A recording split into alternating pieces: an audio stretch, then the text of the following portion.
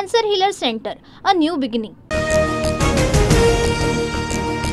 राज ठाकरेंची उद्धव ठाकरेंसोबत युतीची तयारी. मात्र उद्धव ठाकरेंची युतीसाठी राज ठाकरेंसमोर अट, तर युतीच्या अटीवरून मनसे आणि ठाकरेंच्या सेनेच्या नेत्यांमध्ये जुंपली.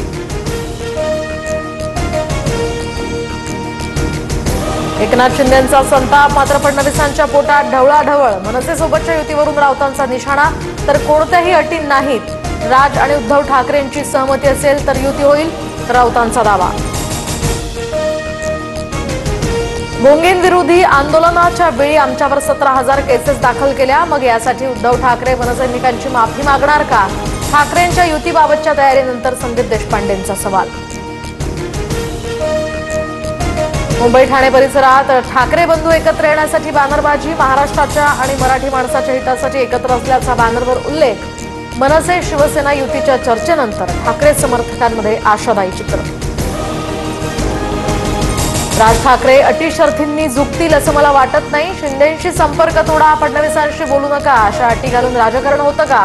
उदय सामंतांचा उद्धव ठाकरेंना सवाल. ठाकरे बंधू एकत्र येण्याच्या प्रश्नावर शरद पवारांची कोणतीही प्रतिक्रिया नाही, तर दोन कुटुंब एकत्र येत असल्यास आनंद. सुप्रिया सुळेंची प्रतिक्रिया. कार्यकर्त्यांच्या भावना असतात, मात्र त्याचा असा परिणाम होईल असं वाटत नाही. मंत्रिपदासंदर्भात शेवटी पक्षच निर्णय घेईल. नाशिकमधील मंत्रिपदाच्या बॅनरबाजीवर छगन भुजबळांची प्रतिक्रिया. पुण्यातील गर्भवती महिला मृत्यू प्रकरणी डॉक्टर सुश्रुत घैसास यांच्यावर गुन्हा, तर ससून रुग्णालयानं नव्यानं दिलेल्या अहवालानंतर गुन्ह्याची नोंद. अलंकार पोलीस आज घैसास यांना नोटीस पाठवणार. मे अखेरपर्यंत मुंबईतील 76 धर्मादाय रुग्णालयांची तपासणी होणार. दीनानाथ रुग्णालयातील प्रकरणानंतर आता प्रशासनाची खबरदारी. मासिक उत्पन्न अहवाल, गरीब रुग्ण निधीसाठी उत्पन्नाच्या 2% वाटप यावर लक्ष केंद्रित. बडतर्फ रणजित कासलेला निवडणूक ड्युटीच नव्हती. कासलेचे दावे तथ्यहीन.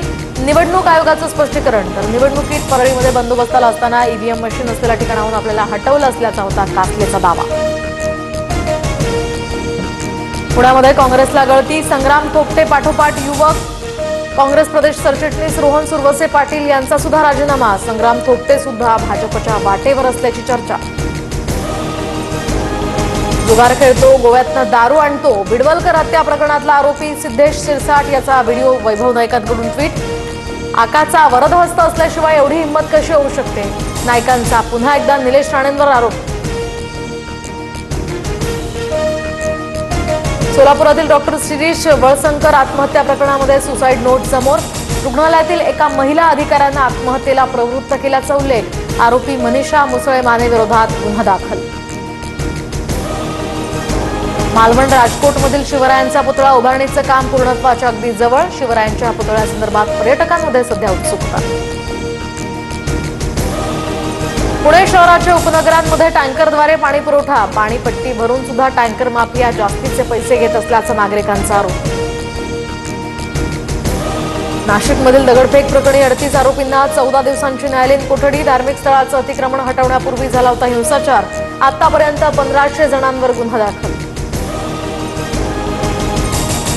मालेगाव बॉम्बस्फोट खटल्याचा निकाल 8 मे रोजी लागणार, तर 17 वर्षांच्या सुनावणीनंतर हा निकाल राखीव. मालेगावात 29 सप्टेंबर 2008 रोजी झाला होता बॉम्बस्फोट. इगतपुरी तालुक्यामधील तीव्र पाणी टंचाई सध्या जाणवतीये. दरेवडी इथल्या आदिवासी महिलांची पाण्यासाठी पायपीट सुरू. जंगलातनं 3 किलोमीटरपर्यंत घोटभर पाण्यासाठी जीवघेणा प्रवास.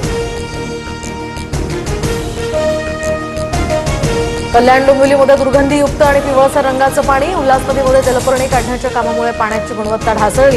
पाणी उकळून आणि गाळून वापरण्याचं पालिकेचं आवाहन. नागपुरात काल सर्वाधिक 44.7 अंश सेल्सिअस तापमानाची नोंद. शहरातील 33 ट्रॅफिक सिग्नल्स दुपारी 1 ते 4 या वाजेदरम्यान बंद राहणार. विदर्भात पुढील 4 दिवस उष्णतेच्या लाटेचा इशारा. नागपूरच्या उमरेड तालुक्यामध्ये घरावर 50 किलो धातूचा तुकडा कोसळला, तर आकाशातनं धातूचा तुकडा कोसळल्याचा स्थानिकांचा दावा. हा धातूचा तुकडा नेमका कशाचा याचा तपासणी सुरू. मध्य रेल्वेवर 5 तासांचा मेगा ब्लॉक. सीएसएमटी ते विद्याविहार दरम्यान धीम्या मार्गावर ब्लॉक असेल, तर दुपारी 3:45 वाजेपर्यंत डाऊन धीम्या मार्गावरील सेवा जलद मार्गावर वळवल्या जाणार. जळगावात उष्णतेमुळे केळी मालाची उपलब्धता आता वाढली तर उत्तर भारतात केळीच्या मागणीत घट झाल्यामुळे बाजारभावात 200 रुपयांची घसरण. शेतकऱ्यांमध्ये मात्र नाराजी. जम्मू काश्मीरच्या काही भागात मुसळधार पाऊस. रामबनमध्ये भूस्खलनानंतर अनेक वाहन आणि घरं ढिगाऱ्याखाली. भूस्खलनात 3घांचा मृत्यू. अनेक नद्यांना पूर आल्यामुळे नागरी वस्तीतही पाणी. दिल्लीच्या दयालपूरमध्ये इमारत कोसळून 11 जणांचा मृत्यू. मुख्यमंत्री रेखा गुप्ता यांच्याकडून चौकशीचे आदेश. तळमजल्यावरील बांधकामामुळे इमारत कोसळल्याचा अंदाज. Cancer healer centre, a new beginning.